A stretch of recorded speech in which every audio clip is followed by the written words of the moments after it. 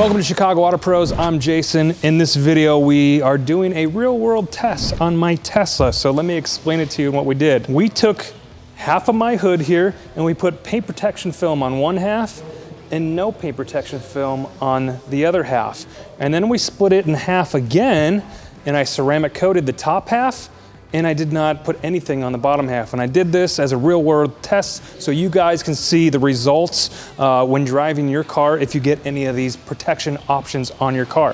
It's interesting observations. So it's been a month and a half. It hasn't been long, and the Illinois winter has been so bad with salt and sand and everything. It just tears up cars. Little rock chips all over the place. So one of the first observations that I saw was after just a few weeks of driving the car, you could literally see that the ceramic coated side up here was cleaner. You know, the bottom half here was just dirtier.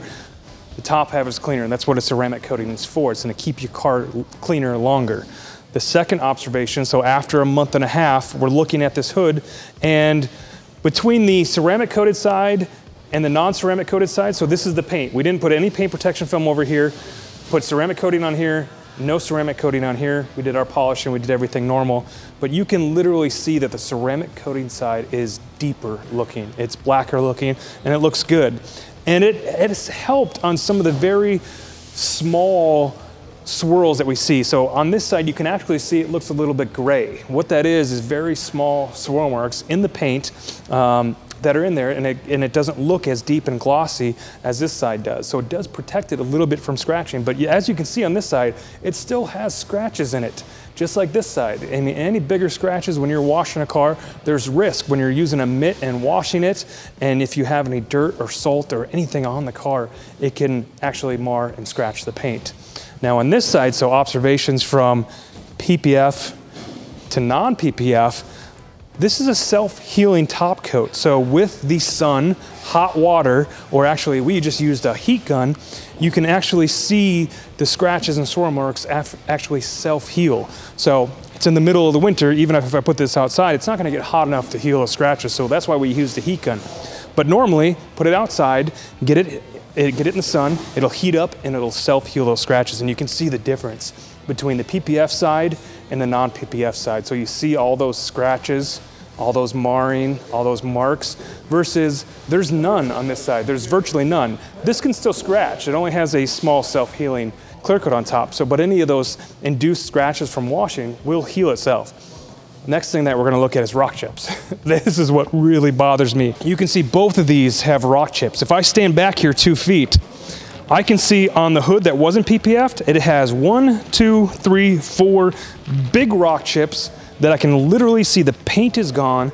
I can see the primer and the metal showing on there, and that is where damage comes from. Bare metal, any of these things, it's very bad looking. On this side, you do see some road rash. You see some rock chips in there, but it's not on the painted surfaces. I can't do anything about this. I can't buff that out. I can't polish that out. I can do some touch up that'll look okay, but if I want to fix it, I have to repaint that. Over here, you can see there's not as many rock chips. There's still rock chips in it, but it's not in the paint. It's a sacrificial film that is sitting on top of the car, and if I wanted to pull that off at any time, the paint underneath is gonna be perfect. It's gonna be brand new. It's not gonna have any rock chips on it at all. We didn't see a whole lot of difference in the coated side versus the PPF. As looks go, the PPF side looks darker. It looks better than the non-coated and the coated paint over there. I couldn't really tell a whole big difference between the coated PPF and the non-coated PPF. The main difference is that you can tell when you're actually driving the car. You can see that this is hydrophobic. When we wash it, you can see the hydrophobic properties of these two top pieces versus the bottom half.